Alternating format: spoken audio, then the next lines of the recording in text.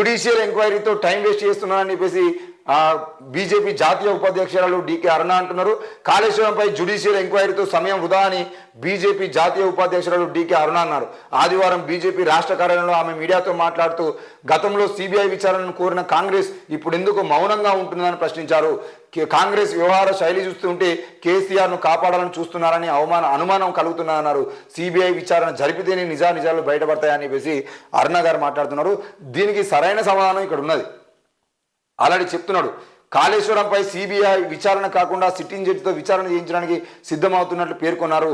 ఎందుకనంటే దర్యాప్తు సంస్థలు, కేంద్రంలో ఉన్నటువంటి దర్యాప్తు సంస్థలు అవన్నీ కూడా మోడీ అమిత్ షా నేతృత్వంలో పనిచేస్తున్నాయని, అందుకే కాళేశ్వరాన్ని సిబిఐకి అప్పగిపెట్టలేదని చెప్పేసి బట్టి విక్రమార్క చెప్పడం జరిగింది.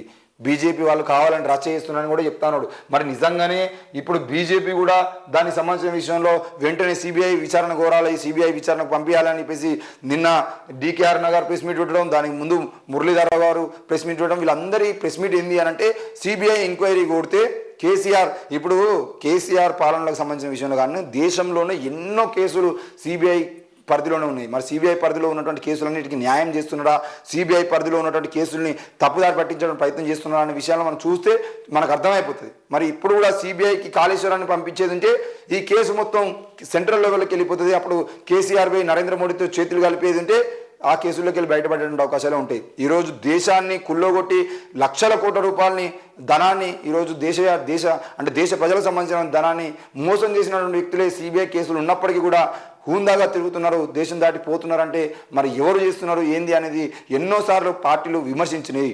మరి ఈరోజు విజయ్ మాల్యా లాంటి నాయకులు కూడా, విజయ్ మాల్యా లాంటి వ్యక్తులు కూడా దేశాన్ని దోచి ఈరోజు వేరే దేశాలకు పోయినప్పుడు ఆ కేసులు సిబిఐ చేతిలో ఉన్నా కూడా కాపాడింది నరేంద్ర మోడీ అని చెప్పేసి కూడా ఎంతోమంది విమర్శ చేసినా ఎందుకు చర్యలు తీసుకోలే అంటే సిబిఐ ఎంక్వైరీ చేస్తున్నప్పటికీ కూడా వాళ్ళని కాపాడేటువంటి ప్రయత్నం, ఎవరైతే కేసుల్లో ఇరుకుతారో వాళ్ళు బీజేపీలో చేరితే వాళ్ళ కేసులు మాఫీ అవుతాయి.